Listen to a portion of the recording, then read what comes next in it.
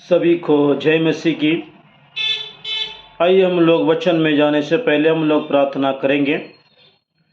हमारे सर्वशक्तिमान परमेश्वर, तेरी महिमा तेरी बड़ाई करते प्रभु, आज का दिन के लिए, सुंदर समय के लिए एक बार फिर से तेरे वचन को पढ़ना चाहते हैं, मनन करना चाहते हैं, सुनना भी चाहते मेरे प्रभु।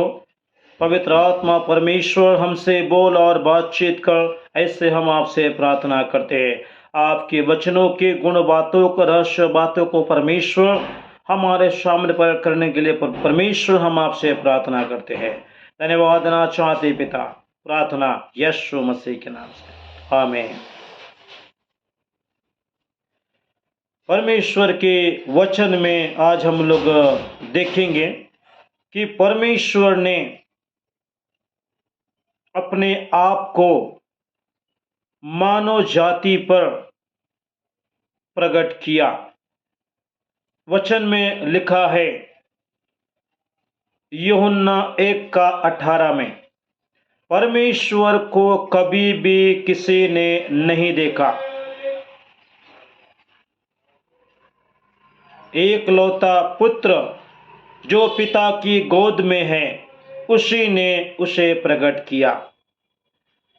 परमेश्वर पिता को कभी भी किसी ने नहीं देखा, ये प्रभु का वचन में हम देखते हैं। लेकिन परमेश्वर ने अपने आप को वो मनुष्यों पर प्रकट किया। उस बारे में हम लोग कुछ बातों को देखेंगे। परमेश्वर आत्मा है, इसीलिए आत्मा दिखता नहीं है और हम अपने आंखों से हम देख नहीं सकते। परमेश्वर के वचनों में हम बहुत से बातों को हम लोग देखते हैं। परमेश्वर ने मूसा को भी कहा था, यदि कोई व्यक्ति मुझे देखता है वह जिंदा नहीं रहेगा। मीन्स जो परमेश्वर को देखेगा या देखता है वो जीवित नहीं रह पाएगा। निर्गमन 33:20 वचन में लिखा है, परमेश्वर जो जीवित है वो परमेश्वर को मनुष्य देखकर जीवित नहीं रह सकता। इसीलिए बाइबल में पुराने नियम में हम देखते हैं परमेश्वर ने अपने आप को अपने दासों के जीवनों में स्वप्न के द्वारा, दर्शन के द्वारा उन्होंने प्रकट किया। और हम परमेश्वर के वचनों में हम लोग देखते हैं कि परमेश्वर ने आदि में आकाश और पृथ्वी को बनाया। स्वर्ग में जहां पर लाखों करोड़ों अरबों स्वर्गदूत है, वो स्वर्गदूतों को परमेश्वर ने बनाया, स्वर्ग को बनाया और वहां पर परमेश्वर ने अपने आप को प्रकट किया। इसीलिए लाखों करोड़ों स्वर्गदूत परमेश्वर की महिमा करते हैं, परमेश्वर के सामने खड़े रहते हैं और परमेश्वर को देखते हैं। दूसरी बातें, परमेश्वर ने अपने आप को इस संसार में प्रकट किया।